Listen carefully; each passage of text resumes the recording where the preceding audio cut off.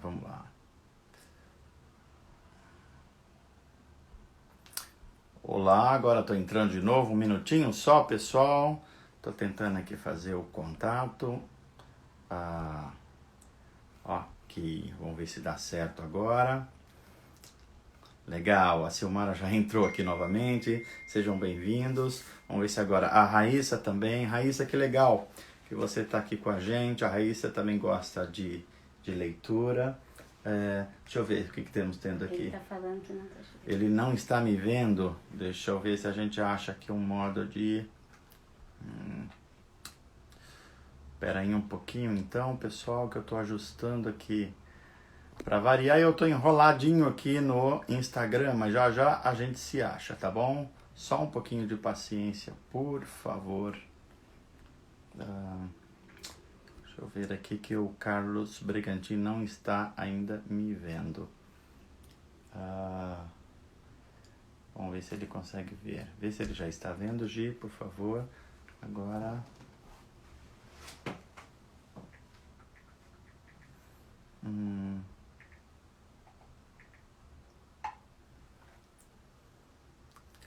não está aparecendo ele para mim aqui ainda, Gi, por algum motivo.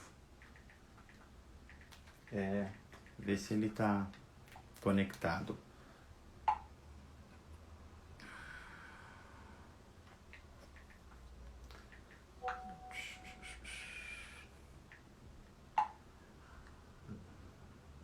O Michael também chegou por aqui, o Valdir. Legal, sejam bem-vindos. Sejam bem-vindos. A Áurea também chegando, que legal. E aí, deu certo aí? Chama ele.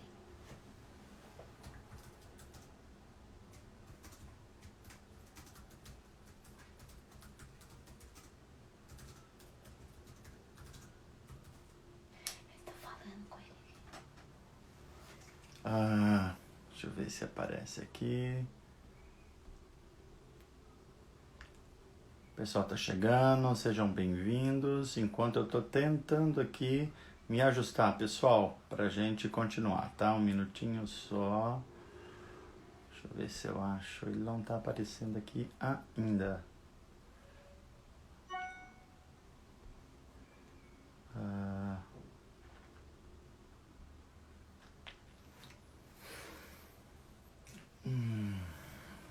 Enquanto isso, olha, a Nani está colocando informações aí. Opa, agora sim vai aparecer aqui. Legal, apareceu aqui para mim agora. Eu acho que vai dar certo. Aí. Agora! Aí. Agora. Mas, Pega. amigo, eu abri a minha live e estava esperando você lá. Pois é, eu me enrolei aqui. Eu peço mil desculpas. Desculpe que você é muito mais digital que eu. Eu estou me enrolando ainda e aprendendo aqui sobre essas coisas, Braga. Eu falei, aí viu, o Chicão que falou para mim assim, o Manu abriu um vídeo lá agora. Eu falei, então eu vou para lá. Na verdade, eu só abri um vídeo que a gente queria ver se estava funcionando bem aqui, uma câmera. Eu só abri para avisá-los, de certa forma, né? Você acha que a gente continua por aqui mesmo ou você chama de lá? O que você acha melhor? Não, vamos por aqui, porque fica aberto, né?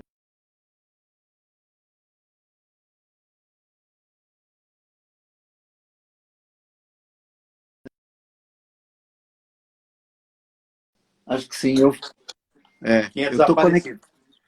Legal, Brega. Boa noite para você, meu irmão querido. Que bom a gente poder estar aqui na noite dessa terça-feira para um bate-papo, uma conversa, nesse momento onde a gente tinha o hábito de estar presencialmente tomando um café, fazendo umas caminhadas, conversando sobre a vida, sobre as pessoas. E essa pandemia nos tolheu dessa caminhada, desse andar juntos aí nesse momento. Todo mundo se retirando para dentro das suas interioridades, dentro das suas casas. É verdade. E você me parece que foi uma daquelas pessoas que cumpriu mesmo a risca, né? De não sair. Eu fui acompanhando e vendo que você estava escrevendo aí os dias e as semanas que você ficou dentro de casa. Brega, antes disso, eu queria que você, inclusive, falasse um pouco dessa experiência, desses dias e como você lidou com isso, mas há pessoas ainda principalmente aqui que estão no meu Instagram, que te conhecem, e outros que não. Eu queria que a gente apresentasse aqui um pouco a sua biografia e depois você complementa um pouco, ou se não, você mesmo já, ninguém melhor do que você para falar a respeito da sua biografia. Biografia, eu digo, a sua experiência pastoral, a sua lida do dia a dia. Fala um pouquinho, eu sei que a maioria já sabe, mas sempre tem gente circulando, eu acho que vale a pena, Brega. Como é que você começou a sua experiência pastoral? Bom, primeiro, boa noite, meu amigo. Beijo para você, beijo na Giz. Ela está aqui do ladinho te ouvindo. Vocês me fazem falta. Viu?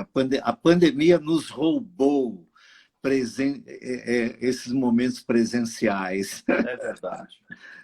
Mas ela vai passar, né? Como eu tenho dito, pode demorar um pouco, mas vai passar. Tudo passa, afinal de contas, né? É verdade. Então, amigo, olha, eu tenho, na verdade, até por conta desse volume de lives e de mergulho nesse mundo aqui cibernético, né?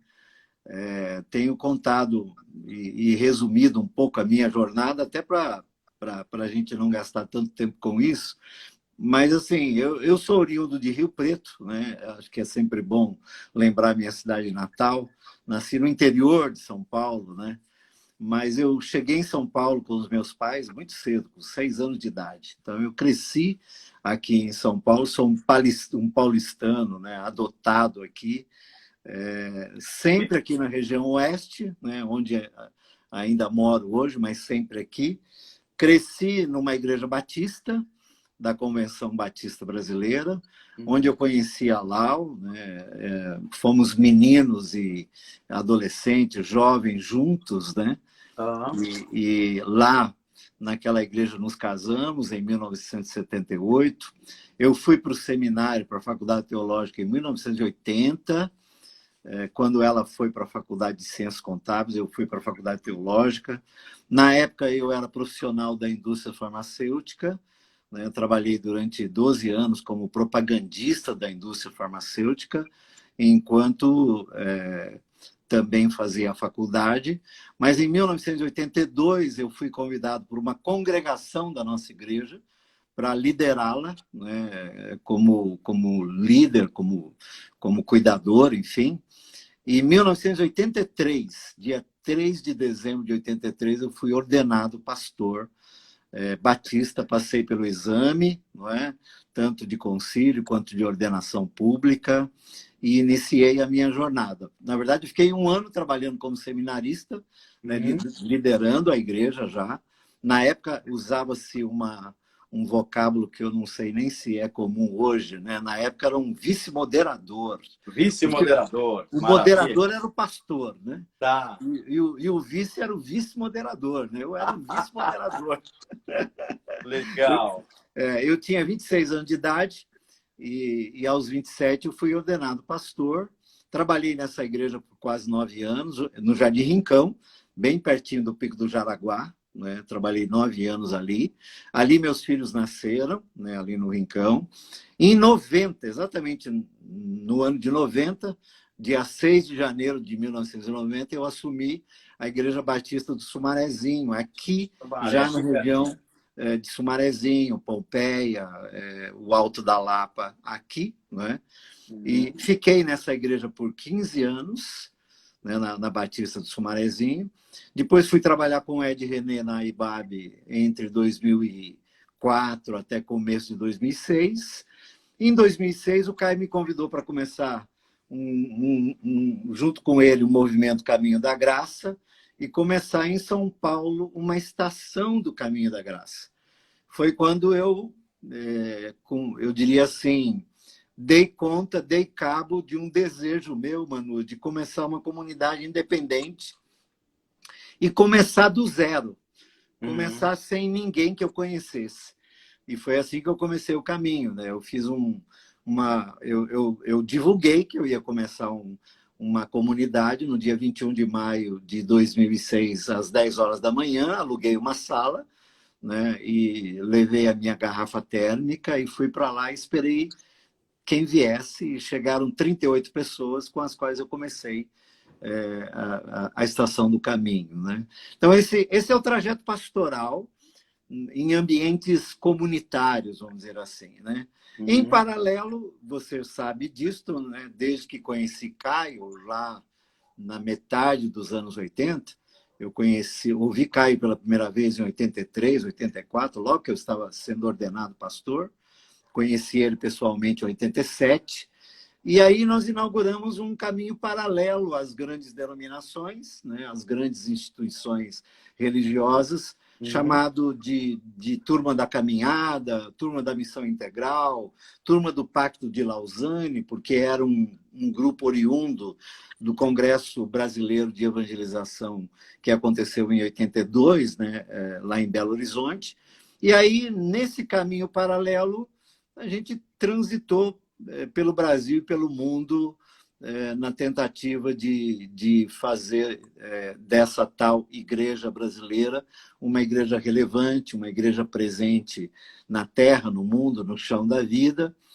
E, obviamente, que fomos atropelados, né, pelos movimentos novos, especialmente os neopentecostais, no final dos anos 80, meados dos 90, e as coisas se convulsionaram, não é? Mas esse caminho paralelo, eu diria que eu faço ele até hoje, né? Transitando por interdenominações e grupos e missões e agências missionárias, enfim. E aí já se vão quase 40 anos de jornada, meu amigo. Maravilha! Você falou de coisas aí que a maioria eu já sabia, mas algumas coisas que eu nem sabia. E eu acho que é importante essa história que você está contando, porque a vida da gente é feita de histórias, e as histórias são importantes, as pessoas são importantes. E o que eu achei interessante aqui, Brega, é que ao longo do que você foi falando da sua biografia, da sua caminhada pastoral, ministerial, eu fui vendo o quanto você sempre trilhou por um caminho pastoral, de cuidado. Quando eu estou falando pastoral, eu estou falando de cuidado de pessoas mesmo, não só de ser uma pessoa, ser um teólogo, ser uma pessoa da religião, mas uma pessoa muito ligado às pessoas. Brega, nós vamos falar de algumas coisas aqui hoje, por exemplo, do seu novo livro que você tá lançando. Daqui a pouco a gente volta a ele, mas eu queria que você falasse um pouquinho antes da gente falar da sua experiência como escritor. Me parece que é o terceiro livro, né, Brega? É isso? Esse é o quarto, Manu. É o quarto já? Teve os 3 bora. Agora é o quarto. Teve 3 bora, então ok, então é o quarto. Daqui a pouco, então, a gente volta a falar dele. Mas, assim, antes que a gente fale dele, nós nos conhecemos num contato que a gente teve, não sei se você vai lembrar, aqui na Dona Leoa, claro que eu lembro. A padaria, que tem sido gabinete pastoral, de certa forma, né, Bregantinho? Muito. E nós conversamos. Lembro bem daquele dia, se quer saber. Lembro muito bem daquele dia. Puxa, que legal. E eu também, Brega. Foi um dia muito importante, porque nós conversamos. Eu, como pastor bem mais jovem que o Brega, com muito menos experiência, e eu ouvi o que ele tinha a dizer e me disse coisas importantes. Nós já vimos que compartilhamos de muitas questões sobre a vida, de valores pastorais. Também partilhamos da sabedoria e da amizade. O Brega muito mais próximo do que eu, do pastor Caio Fábio, e o impacto dele em todo o mundo pastoral e dos pastores mais jovens, e todo o trabalho que foi feito com a Vinde, com os livros, e depois que desagou aí no caminho da graça, cujo mentor aqui em São Paulo é o Carlos Bregantin. Então, nós fomos conversando e adensando aquela amizade que ali começou, e que o C.S. Lewis fala que a gente acha um amigo, Brega, quando a gente está conversando sobre algum tema da vida e a gente fala, puxa, você também? Eu acho que foi aquele caso, né? A gente foi conversando sobre os temas da vida e a gente foi vendo a aproximação de valores, de ideias, de compreensão, o valor das pessoas. E foi um tempo que, a partir de lá, só foi crescendo. E sou muito grato por sua amizade e por sua comunhão, Brega. Eu também, eu também. E bom, estamos esperando passar logo essa pandemia para a gente retomar nossas caminhadas e cafés aí, né? Pelo amor de Deus, não vejo a hora. Brega, falando em pandemia, você ficou aí 100 e tantos dias hibernado, por assim dizer, num ambiente de... você que tem contato com as pessoas no mundo virtual já há muito tempo e com muita gente. Brega, qual foi a sua experiência em tanto tempo parado dentro de casa, só com os contatos virtuais, pastoreando digitalmente, vendo o sofrimento, o isolamento, a solidão das pessoas? Como foi essa experiência desses dias para você? Manu, na verdade, assim, eu falo por mim, penso, talvez até falando por muitos, né, que acabaram, como eu, vivendo esses processos. Eu vivi, hoje, se for contabilizar, embora do dia 22 de julho para cá, Lau e eu flexibilizamos para receber nossos filhos em casa. Mas desde 14 de março até 22 de julho, nossos filhos não entraram em nossas casas. Uau! Em nossa casa, na verdade. Nós descíamos e os atendíamos ali na porta do nosso prédio, que você conhece bem, com máscaras e com todos os cuidados, para a gente poder ver o meu neto, né, que nasceu, vai fazer 1 ano agora, e a pandemia chegou, ele estava fazendo 3, 4 meses. Né? Então, a pandemia roubou aí praticamente 5 meses, né, da nossa convivência com o Arthur, o meu neto. Mas nesse período do aniversário do Felipe, de 22 de julho, eles fizeram uma quarentena. A minha filha Carol está muito bem guardadinha também. E aí eles entraram em casa, acho que depois de praticamente 4 meses. Né? Então, Lau e eu ficamos aqui em casa 4 meses, só tendo contato com os motoboys, os deliveries, os que vinham trazer aquilo que nós precisávamos. Adotamos isso por conta das nossas idades, né? Eu sou diabético, hipertenso, a Lau também, temos enfermidades que poderiam ser potencializadas se caso fôssemos contaminados. Enfim, melhor prevenir do que remediar, né? Diziam os mais velhos. Então, assim, eu vivi alguns ciclos nestes quase 6 meses. Dia 14 agora vai fazer 6 meses. Hoje são 175 dias. Uau! Praticamente eu estou dentro de casa, conquanto a semana passada eu dei uma flexibilizada, fui para a rua, caminhei na nossa praça ali, já caminhei umas 2 vezes ali na praça, fui até o Mosteiro lá em Vinhedo com meu amigo e nosso amigo Fernando para, eu diria assim, reinaugurar um outro tempo, até no que diz respeito à quarentena, enfim, com todos os cuidados, né? Com todos os cuidados, sem nenhuma aglomeração, sem tocar em ninguém, enfim. Mas voltando, assim, eu vivi aquele primeiro momento com aquela sensação de que em 15 dias nós resolveríamos o problema. Não é? E aqueles primeiros 15 dias acho que foram os piores da minha vida. Meu Deus. Porque eles interromperam uma jornada de 65 anos. Olha só. Porque eu nunca na minha vida me lembro de ter ficado 15 dias dentro de casa. Não me lembro, não é? Então, aqueles primeiros 15 dias foram angustiantes. Eu acho que agora eu posso afirmar, eles foram os piores, porque a cada dia alimentava-se a possibilidade de que vai passar, vamos dar conta. E quando venceu a primeira quinzena e entramos na segunda quinzena, aquele mês, o mês de 14 de março até 15 de abril, foi o pior momento, eu acho, da minha vida nesse sentido. E aí, o que eu vi ali, Manu? Hum, A primeira coisa comigo, e acabou sendo também uma ferramenta que usei com muita gente, já que não deixei de cuidar de gente aqui, nesse ambiente, né? Que foi essa coisa da convivência comigo mesmo. tá. Né? Sou dado à intimidade, né? Sou dado à espiritualidade clássica, você sabe disso. Venho exercitando as disciplinas espirituais há quase 30 anos, desde que conheci Osmar Ludovico e outros mestres da espiritualidade clássica. Fiz muitos retiros, não é? Fiz muitas jornadas de solitude, de contemplação, de silêncio, de um dia inteiro, de 2 dias de silêncio, de só conversar na hora do café, do almoço e do jantar, o resto só silêncio e tal. Mas um mês inteiro? Um E, mês nessa, inteiro?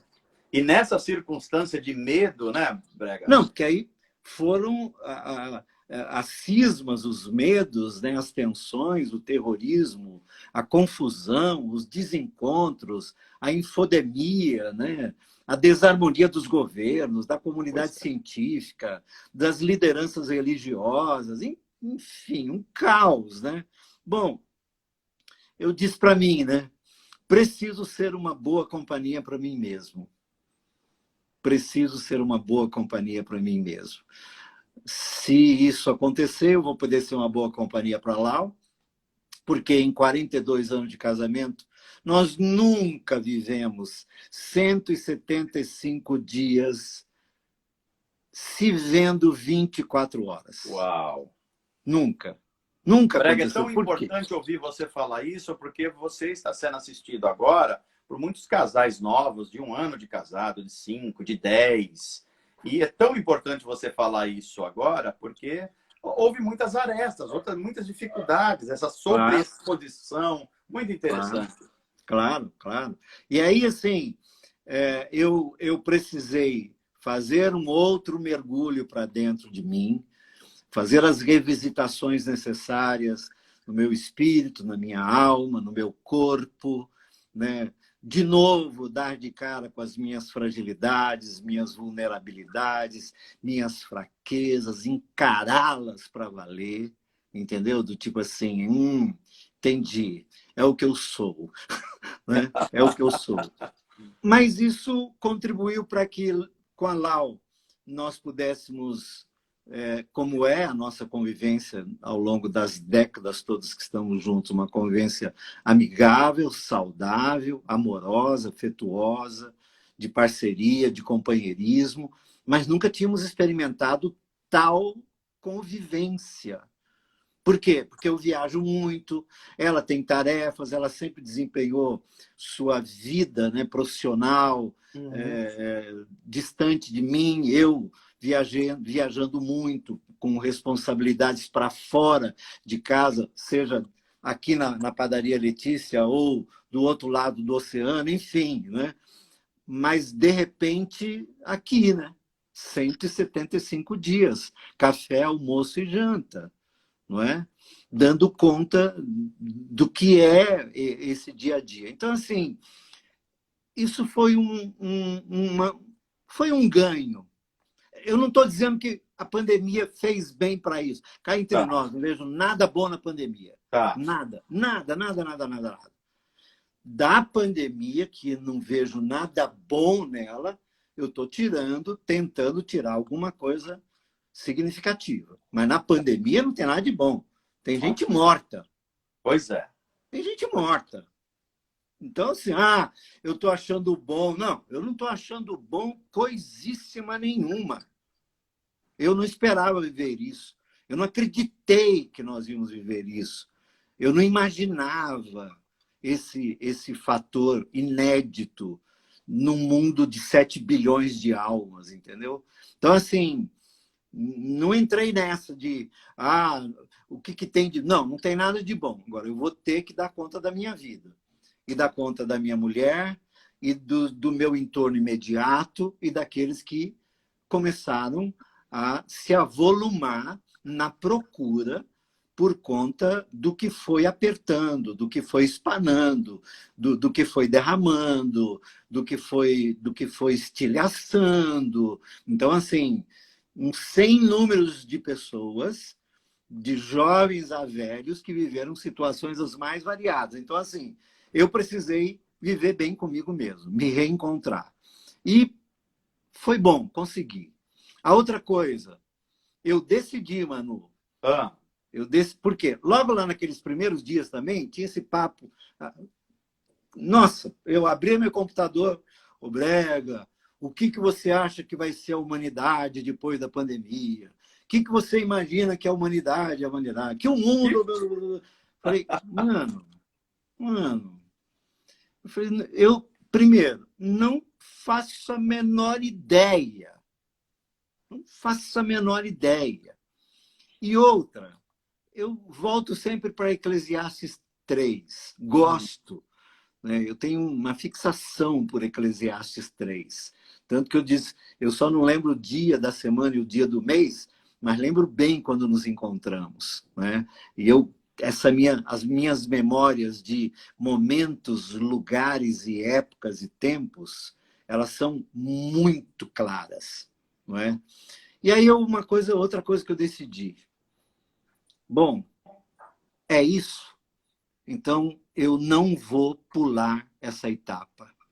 Então, antes de querer responder o que vai ser o mundo, o que vai ser a humanidade, o que eu serei, o que as religiões, o que os governos, o que a comunidade científica será, depois eu preciso encarar o que está acontecendo.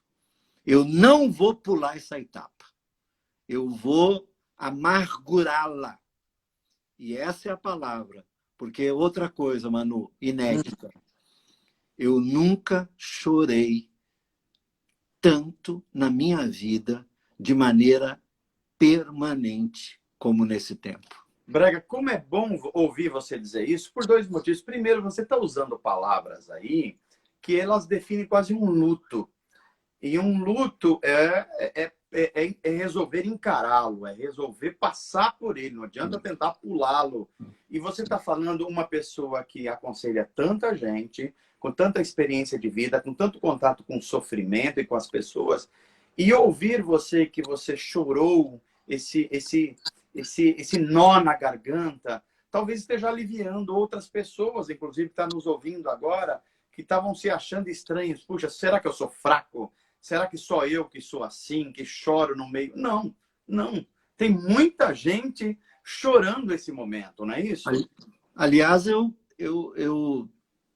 até digo no livro, né, inclusive, porque tem a ver com o Evangelho no Chão da Vida. Me lembro do pastor Irlande, pastor da Primeira Igreja Batista de São Paulo, um dos nossos conselheiros, mentores, professores da Faculdade Teológica. Está vivo, graças a Deus, com mais de 80 anos. Eu ouvi um pouquinho antes da pandemia, eu ouvi. Ele é uma criatura maravilhosa. E lembro-me ele ensinando a nós, pastores jovens, né? Uma vez ele disse assim, que um pastor não poderia ter os olhos secos. Olha só. Que os olhos de um pastor deveriam estar sempre molhados. Cara, eu nunca esqueci isso. E quando eu comecei a ver as notícias de morte, eu chorei por alguns motivos. Acho que eu chorei primeiro por mim mesmo, de novo essa coisa da fragilidade, não é? E o medo, eu posso morrer nessa história. Né? Eu sou daqueles que quero ir para o céu, mas não quero morrer. Se der para pular essa etapa, dá para pular essa fase. Tem outro jeito aí, não meio Elias, né? Isso. Aliás, tem precedente bíblico, então tem dá para a gente até orar sobre isso. Né? Tem precedente. Então, assim, eu chorei por mim, eu chorei pela minha família, eu chorei pelo mundo, eu chorei, assim, olha, eu acho que nos primeiros 120, 150 dias, eu não conseguia ler um texto bíblico das devocionais, depois vou falar sobre isso também, a bendita hora de oração que eu reinaugurei, e eu não conseguia terminar uma oração sem choro. Então, eu nunca chorei de maneira intermitente como chorei nessa pandemia. Poxa. E ainda estou chorando. Pois é. Porque Eu estou pensando aqui, enquanto você está falando, mesmo diante, volto a dizer, do seu background pastoral e de aconselhador e tudo mais, você falando dessas dores interiores e essa tristeza que pulsa do peito. Brega, eu estou pensando aqui em muitas mulheres que estão com as suas crianças em casa, passando por uma pressão emocional, casamentos que estavam com problemas e ainda tinha um espaço do período de trabalho, e agora todo mundo está junto e tem que encarar de um lado do outro. Pessoas que já estavam sofrendo com sintomas de pânico e agora com essa situação dentro de casa, isso aflorou. Essas dores emocionais explodindo, não é isso? Todas as enfermidades foram potencializadas. E a muitos foram a morte. Todas as enfermidades foram potencializadas. Todas, as do espírito, as da alma e as do corpo. E as relacionais. As relacionais. Todas foram potencializadas. Então, assim, mas eu, de novo, decidi. Talvez, né? Eu, às vezes, até achei isso, né? No meu entendimento do que somos, né? Na descrição das Escrituras a respeito dos pastores, dos cuidadores de almas, dos que zelam pelas almas das pessoas, não é? Eu entendia que era um dever meu chorar por eles. Tá. E eu tô assim. A outra coisa, Manu, eu reinaugurei a nossa devocional aqui em casa. Puxa, isso foi fantástico. Nós aqui também. E aí, a Lau é que me desafiou, né? A Lau que, bem... E aí, eu falei, vamos. Bom, e eu, de novo, fiz o que já fiz outras vezes. Vamos para os Salmos, não é? Eu também, Brega. Olha só, eu mergulhei no Salmo. Uma delícia. E aí, nós usamos uma leitura clássica, de um texto clássico, usamos a mensagem do Eugene Peterson e usamos eu gosto muito dessa edição da Bíblia Conselheira, ok, que tem comentários de terapeutas cristãos. Inclusive o Davi Lin, que me deu um curso recentemente, eu acho que ele faz parte disso aí, o Davi Lin, desse grupo aí dos conselheiros, né? O Karl Kepler, que editou, né, tudo que esses profissionais e cristãos, irmãos e irmãs, comentaram da Bíblia toda.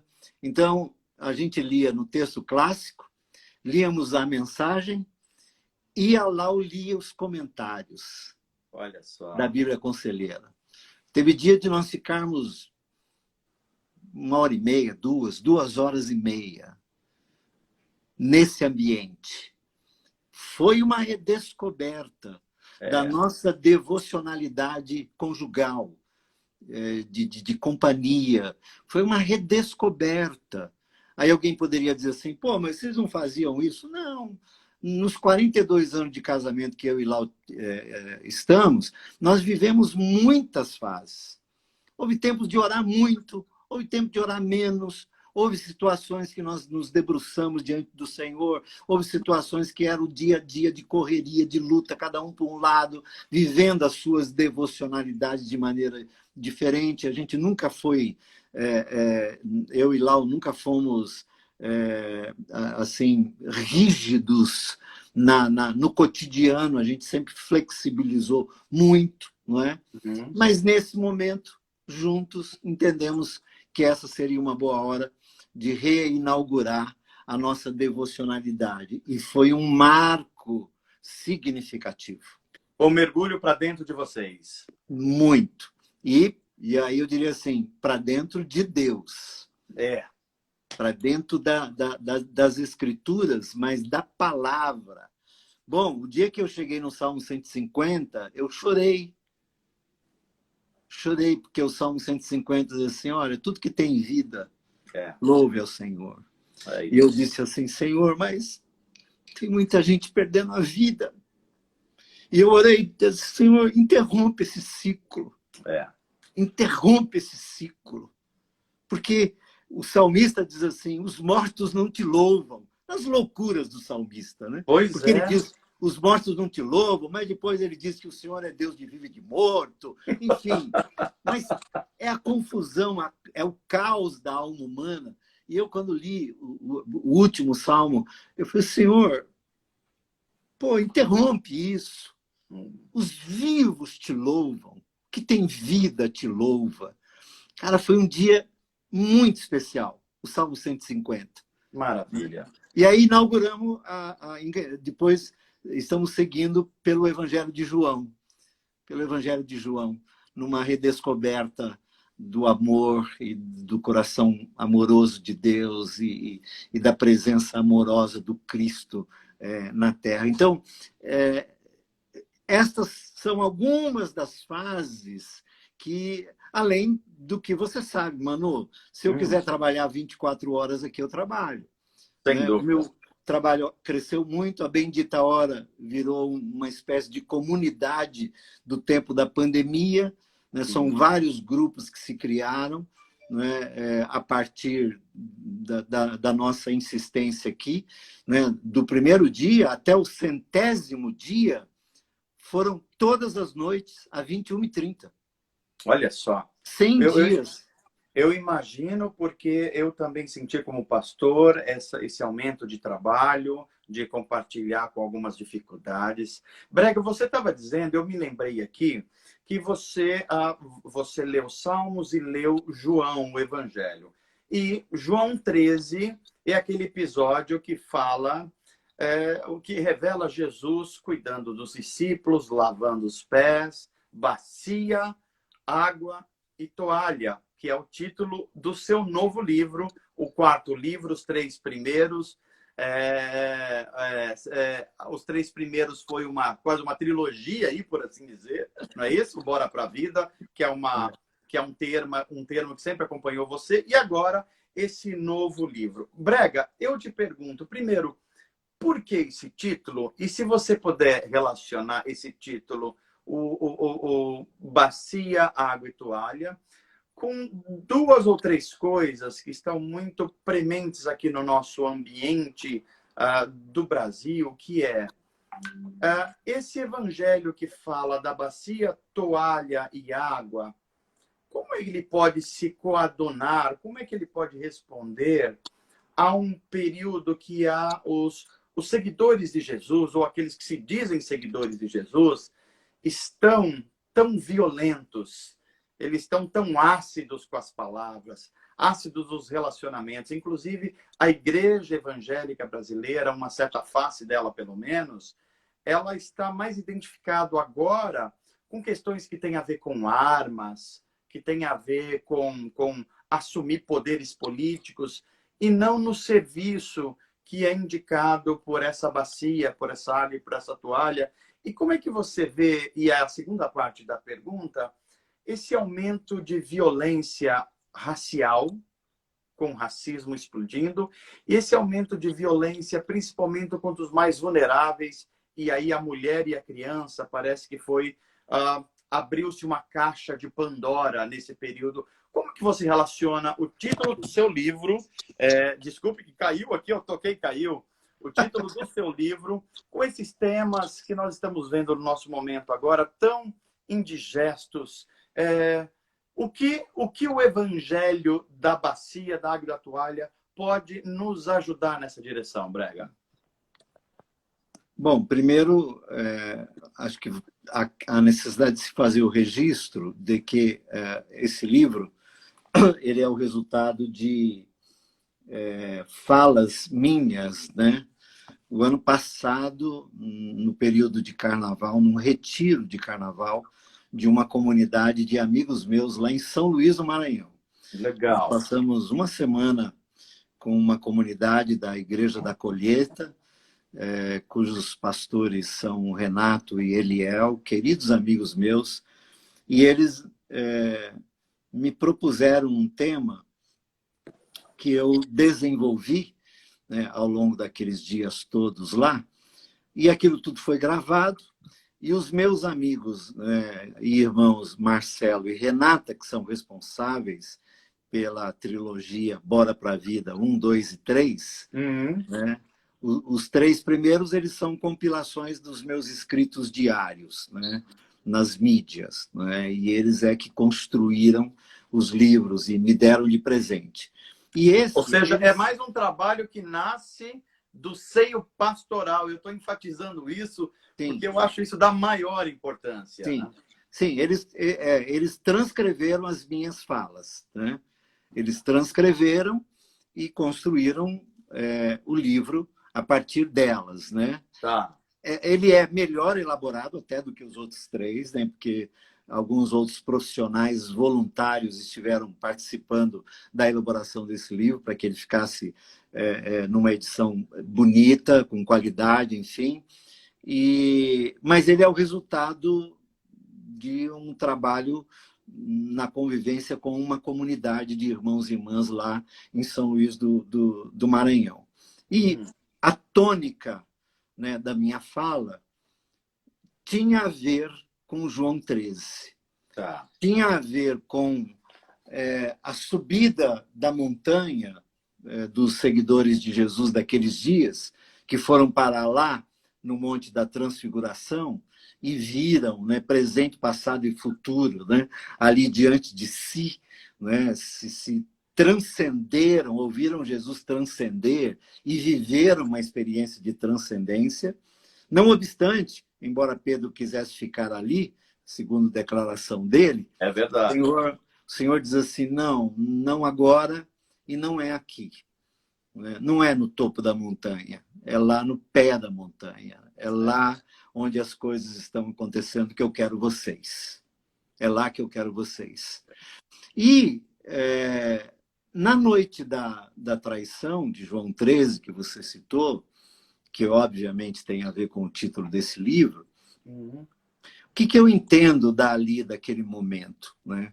Primeiro que eu construo várias cenas na minha mente, na minha memória, no meu coração, à medida que leio esse texto e as narrativas dos evangelistas a respeito de Jesus, né? Mas eu tenho algumas coisas que eu imagino, por exemplo, nessa quinta-feira, a turbulência no coração humano de Jesus, né? Na alma humana de Jesus, né? na vivência humana de Jesus, sabendo que em poucas horas ele seria traído, preso, maltratado, torturado, cuspido, zombariam, ridicularizado e morto. Né? Mas a impressão que eu tenho, o que eu imagino, é que ele vai para aquela casa, talvez a casa de uma das Marias, talvez da mãe de João Marcos, o evangelista, uma mulher com recurso. E eu fico imaginando que Jesus tenha chegado muito cedo lá e entra pelos fundos, né? Vai para a cozinha, vai conversar com os empregados, vai talvez até participar da confecção do jantar, dar palpites, do que ele pretendia, do que ele queria. Talvez, quem sabe, ele tenha compartilhado com os anônimos daquela casa o que iria acontecer. Vocês não fazem ideia do que vai ser hoje aqui. Vocês estão participando de algo que daqui a 2.000, 3.000, para a eternidade será lembrado. Eu imagino Jesus nesse pano de fundo, nesse bastidor, não é? Dando vez e voz, como sempre fez, aos anônimos, aos excluídos, aos sem nada. E aí ele vai para o jantar, e ali o jantar acontece, e obviamente o clima não era um clima comum, havia um clima, mas só ele sabia o que estava acontecendo. E o Judas, que sabia o que tinha feito. Não é? E nesse ambiente é que ele se ajoelha diante dos amigos e lava-lhes os pés. Há aquele entrever com o Pedro, não é? É. E o Pedro levou 30 anos, pelo menos, para entender aquilo lá. É bom lembrar disso, porque às vezes queremos saber o que vai acontecer amanhã e a vida vai acontecendo aos poucos. Há revelações que vão acontecendo processualmente. Nem tudo nos é revelado, até porque a gente não aguenta. Às vezes tem gente que me pergunta assim, pô, você acha que Jesus não sabia o dia? Eu falei assim, olha, pode ser que não, pode ser que sim. Mas se ele soubesse, ele não diria por amor. Porque imagina você viver a tua vida sabendo o dia que você vai morrer. Pois é. A pior vida do mundo. Não é? Aliás, ele disse que tinha muitas coisas para falar, mas que eles não suportariam mesmo. Eles não suportariam, não dão conta. Né? Então, Jesus nos protege quando nos esconde algumas coisas. Né? E ele diz Tem assim, um autor gospel, que eu não sei se você conhece, um ator gospel que diz que a vida é como as ondas, que a vida vem em ondas. Você conhece? É um cara chamado, um pastor chamado Lulu Santos. Conhece esse cara ou não? Um abençoado, um profeta. Profeta, ouço muito esse profeta. A vida vem em ondas. Em ondas, ela é processual, né? E felizes são aqueles que sabem avaliar as ondas, elas nunca são iguais, nunca. Né? É só ficar ali olhando. Né?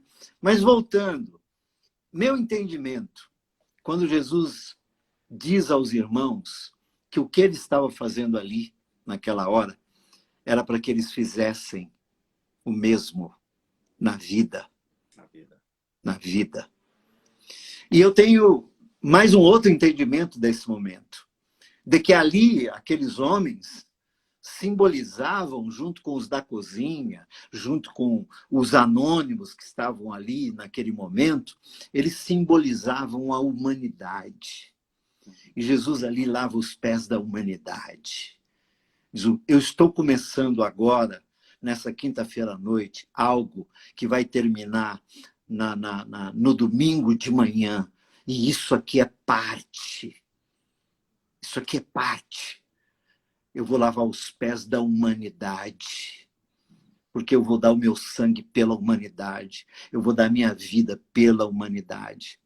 E o meu amigo Ariovaldo Ramos diz o seguinte, que ninguém serve para valer enquanto não lavar os pés daqueles a quem se quer servir. Olha só. Ninguém serve para valer enquanto não se lavar os pés daqueles a quem você quer servir ou está servindo. Que coisa. Então, para mim, Manu, todo o arsenal que essa tal igreja evangélica vem utilizando, todo o ferramental que essa tal igreja evangélica vem utilizando, todo esse potencial bélico dessa tal igreja evangélica brasileira ou mundial está longe dos 3 elementos básicos para servir o mundo que Jesus deixou claro e instituído: bacia, água e toalha. E o Carlinhos Queiroz, sexta-feira, na sala do lançamento do meu livro, ele disse assim, Brega, você devia ter incluído o pão e o vinho. Eu falei assim, inclua você que eu faço um adendo no livro. Porque o Carlinhos deu uma aula para nós do momento do pão e do vinho, do fato de que só Judas colocou o pão no cálice. Olha só. E isso tem um significado absurdo, do tipo, só quem estava traindo faria isso. Que coisa. Era uma forma de autodenúncia. E o mestre lava-lhe os pés. E aí, então, meu amigo, tentando responder a sua pergunta, outra, eu diria assim, Manu, tá tudo errado, velho. Que coisa. Está tudo errado. Sabe por quê? Porque até aqueles aos quais nós consideramos inimigos da cruz de Cristo e nosso inimigo, o Cristo recomenda lavar-lhes os pés, não odiá-los, não maltratá-los, não julgá-los, não condená-los, não provocá-los. Isso é o Evangelho. O Evangelho que propõe justiça, não vingança. O que eu vejo da boca daqueles que se dizem seguidores de Jesus de Nazaré, proclamando justiça, me parece muito mais vingança. Vingança. Pelo semblante E nós não pelas sabemos. ações. E a gente não sabe fazer vingança, né, Brega? A gente... A vingança é sempre duplicada, triplicada, quadruplicada.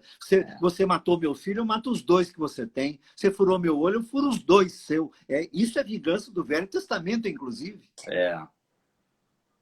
E o Senhor diz, pegue em bacia água e toalha, o cálice e o pão, e ofereça para eles.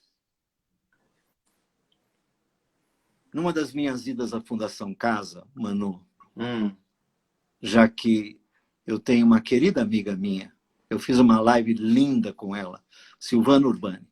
Ela tem um instituto como você tem, você e a Giz. Tem no sentido de serem os criadores e tal. O instituto é de muita gente, sobretudo das crianças. Né? Mas a Silvaninha criou o Instituto Papel de Menino. Instituto Papel de Menino. E ela já está há 16 anos trabalhando com meninos da Fundação Casa. E eu já estive com ela lá algumas vezes. E um dia ela me chamou e ela falou assim, pastor, celebra a ceia com os meninos. Olha só. Aí eu falei, Sil, olha o que você está me pedindo. Ela falou assim, Jesus não faria? Ah, não tive dúvida, amigo. Não tive dúvida. E aí me lembro, Manu, perdoe-me a autorreferência e essa... Perdoe-me você e os que estão ouvindo aqui, porque eu não sou o que eu vou dizer, eu preciso ser. Mas naquele dia, fui algumas vezes lá, fui algumas vezes com ela e com voluntários e passei tardes inteiras lá, com meninos de 12 a 17 anos. De 12 a 17 anos. Delinquentes, transgressores, alguns com crimes gravíssimos nos ombros. E eu lembro-me, depois de todo o trabalho feito, manual, enfim, o Instituto Papel de Menino, ele busca trazer de volta e ressocializar os recém-saídos da Fundação Casa, a partir do aprendizado que eles exercem lá. E a Silvana cuida desse instituto, resgatando meninos de lá. E é lindo o trabalho dela, lindo, lindo. Mas eu me lembro que eu chamei a diretora da casa, lá em Franco da Rocha. Os meninos todos enfileirados, né? E eu disse para ela assim, quem é o pior deles aqui? Na sua avaliação. Quem é o pior deles? Aí ela me apontou e disse o nome dele. Aí eu falei para ela assim, você tem como me arrumar bacia, água e toalha? Ela falou, nossa, pastor, por quê? Eu falei assim, não sei. Não sei, mas me deu uma coisa naquela hora, sabe assim? Porque eu ia celebrar o pão e o vinho com eles. Eu falei assim, mas eu não posso. Eu imaginei algo que pudesse ser emblemático para o resto da vida deles. Como foi para os discípulos naquele dia. E aí ela trouxe um vasilhame, uma toalha com água. E eu chamei aquele moço, o pior deles. Falei, fulano, vem aqui. Ele levantou a cabeça. Eu fiz assim, eu? Falei, é você. Vem aqui. Aí pus ele sentado na minha frente. Fez, tira o tênis. Ele tirou o tênis. E eu lavei os pés dele. E sabe, Manu, eu vivi aquela sensação de Mateus 25. Quando vocês lavarem os pés de alguns pelo mundo, são os meus pés que vocês estarão lavando.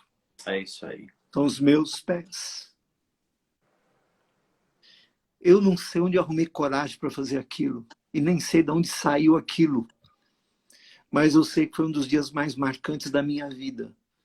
E eu até hoje lembro e oro para que aquilo nunca seja esquecido por aquele menino. Outro dia ainda perguntei para a Silvana sobre ele. Ela falou, pastor, eu vou tentar descobrir. Vou tentar descobrir. Então, Manu, amigo, eu tenho acompanhado lives suas, eu acompanho você, te admiro, você é um homem de uma cultura extraordinária. Sua conversa com o Bitu a semana passada me ensinou muito, aprendo muito com vocês, que conseguem categorizar, classificar, dividir de maneira acadêmica os temas. Eu digo o seguinte, meu amigo, ou essa igreja pega bacia e toalha e começa a lavar os pés das pessoas, ou essa igreja não vai fazer o menor sentido na existência nesse tempo. Poxa vida. Estou lembrando daquelas palavras de Jesus, se não salgar, no final ela vai ser pisada pela sociedade que não mais crê nela. Manu, eu decidi por bons combates. E para mim, não estou dizendo para você, não estou dizendo para ninguém, mas para mim, as armas do bom combate é bacia, água, toalha, cálice, vinho, amor, perdão e partilha. Amém. Amém. Amor, perdão e partilha. Amém. Lembro-me do Dr. Milton Schwantz, no final de um Teologando, há uns anos atrás, Deus já o tem. Dr. Milton encerrou uma fala dele assim, pastores, haviam pastores e padres e líderes espirituais na sala, e ele disse assim, pastores, ensinem o vosso povo a amar, perdoar e repartir. O resto vai acontecer. É isso aí. É isso aí. Então, Manu, eu não vejo melhor ambiente para o evangelho do que esse. Amém. Ao mesmo tempo, digo que o que se diz ser o evangelho hoje é o outro evangelho, não o evangelho. Que Paulo denunciou. É isso Brega, que eu digo. nós estamos chegando no finalzinho, temos aqui 1 minuto e meio até o Instagram nos derrubar. Nos derrubar. É tão bom. Eu quero dizer da alegria de ter a tua amizade, a tua comunhão e de você ser essa pessoa que nos inspira, me inspira, inspira tanta gente. Como é que as pessoas fazem para ter o livro e compartilhar dessa sua sabedoria? Como é que elas fazem? Bom, para me encontrar nas mídias é a coisa mais fácil. No Instagram, @CarlosBragantin, né? E é pelo meu WhatsApp. Então, entra no meu Instagram e pega o meu WhatsApp. Você tem. Né? Tá. Eu não vou dar aqui porque as pessoas não vão lembrar. Mas tem que ser comigo, porque é só comigo. Né? Então, @CarlosBragantin no Instagram. Vai lá no inbox, me chama que a gente conversa sem problemas. Vamos fazer isso chegar adiante. Muita gente precisa ouvir isso que ouvimos aqui. Nós vamos colocar essa live lá postada. Brega, a gente tem aí 30, 40 segundos. Ora pela gente para a gente concluir essa live. Deus, nosso Pai querido, obrigado pela amizade. Obrigado pela amizade. Porque a amizade é o vínculo que vai permanecer para a eternidade. Torna-nos amigos. Torna-nos amigos. Amém. E que, com bacia, água e toalha, criemos um vínculo eterno entre nós. Amém. Nós oramos assim, no nome de Jesus. Amém, Senhor. Amém. Um beijão, amigo. Muito obrigado. Foi um Você vai prazer salvar estar- essa live, né? Hã? Você vai salvar.